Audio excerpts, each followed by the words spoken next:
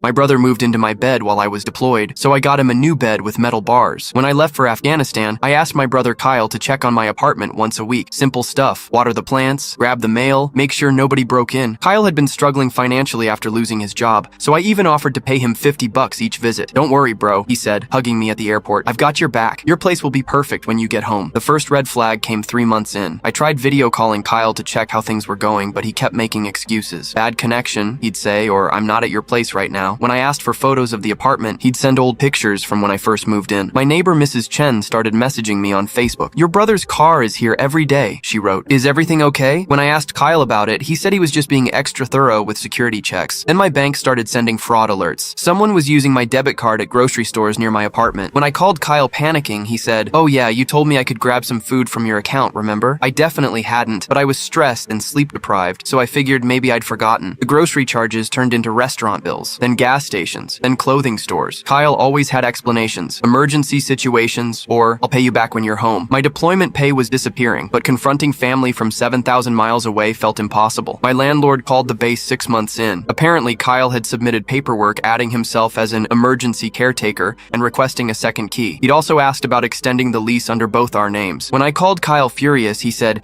"I'm just trying to help, man. What if something happens to your apartment while you're gone?" Mrs. Chen's messages got more frequent. Kyle's girlfriend was staying over. They were having loud parties. Package deliveries were piling up in Kyle's name. "It looks like he lives there now," she wrote. I started having panic attacks during missions. My own brother was stealing my life while I was risking mine for our country. 7 months in, I managed to get emergency leave and flew home without telling anyone. I wanted to surprise Kyle, maybe take him to dinner as a thank you for watching my place. I used my key to unlock my apartment door at 6 a.m. Kyle's girlfriend was cooking breakfast in my kitchen wearing my favorite college t-shirt. Kyle walked out of my bedroom in my bathrobe, saw me standing there with my duffel bag, and his face went white. "Oh hey," he said, after a long pause. "I've been staying here. Rent's expensive, you know?" My own brother had been living in my bed, using my Netflix, eating my food, and bringing dates over while I was getting shot at overseas. My coffee maker had his initials written on it in Sharpie. His toothbrush sat in my bathroom cup. My refrigerator was full of food I'd never bought. He'd changed my Wi-Fi password and told my neighbors he was house-sitting indefinitely. My own lease had his name added as a temporary guardian. Apparently, he'd forged my signature on some documents. I didn't explode, I didn't yell, I just smiled and said, "That's fine, but I'm back now." Kyle laughed and said, "Actually, I've got legal residency here now. You can crash on the couch if you want." His girlfriend nodded smugly from the kitchen. Kyle's been taking really good care of this place. That's when I made the call. Turns out, identity theft and forging military documents is a federal crime. The FBI takes that stuff seriously, especially when it involves active duty personnel. Kyle's new bed has metal bars all right, and 3 roommates who don't appreciate document fraud. His girlfriend, she moved out the day the handcuffs went on.